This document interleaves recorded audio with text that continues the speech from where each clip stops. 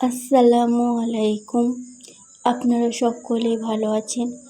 আজ আমি দেখাবো পেঁয়াজি। কিছুটা পরিমাণ আমি পেঁয়াজ কুচি নিয়েছি আর 4টে কাঁচা লঙ্কা কুচি দিয়েছি।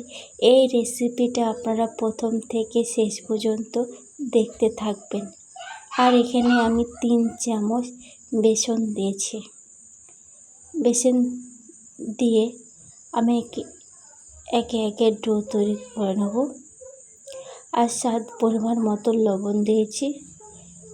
অল্প কিছুটা কালো জিরে দিয়েছি, যেটা হাতে মুছলে যেটা সুগন্ধ আসে পেঁয়াজিটা আর খেতে মচমচে হয়। এবার আমি এগুলোকে ভালো করে মেখে একটা ডো বানিয়ে নেব। ভালো করে মেখে নেওয়া হয়ে গেছে, আমার ডোটাও প্রায় হয়ে গেছে। এবার এই ডোটা আমি 1 থেকে 5 মিনিট রেখে দিয়েছিলাম রেস্টে। তারপরে কড়াই বসিয়ে দিয়েছি। কড়াইয়ে তেল দিয়ে দিয়েছি। তেলটা গরম হয়ে আসলে আমি একে একে পেঁয়াজিগুলো দিয়ে দেবো। আপনারা তো অনেক রকম পেঁয়াজি করে খেয়েছেন।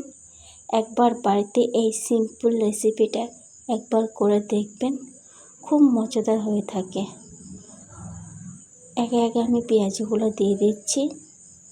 আর পেঁয়াজিগুলো যখন ভাজা হবে তখন হালকা হিটে ভাজতে হবে, যাতে পেঁয়াজিগুলো পুড়ে না যায়।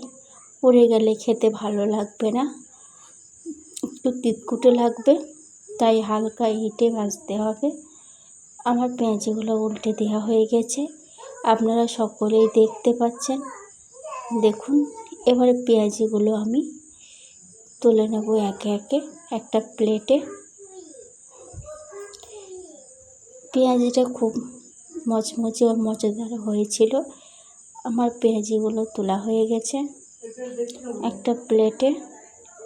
এই রেসিপিটা যদি ভালো লেগে থাকে তাহলে আপনারা লাইক, কমেন্ট, শেয়ার করে দেবেন। আর পেঁয়াজিটা একবার অবশ্যই আপনারা বাড়িতে ট্রাই করে দেখবেন, খেতে খুব মজাদার হয়ে থাকে। আপনারা সকলেই ভালো থাকবেন, সুস্থ থাকবেন। আবার পরবর্তী ভিডিও আপলোড দিতে দেব।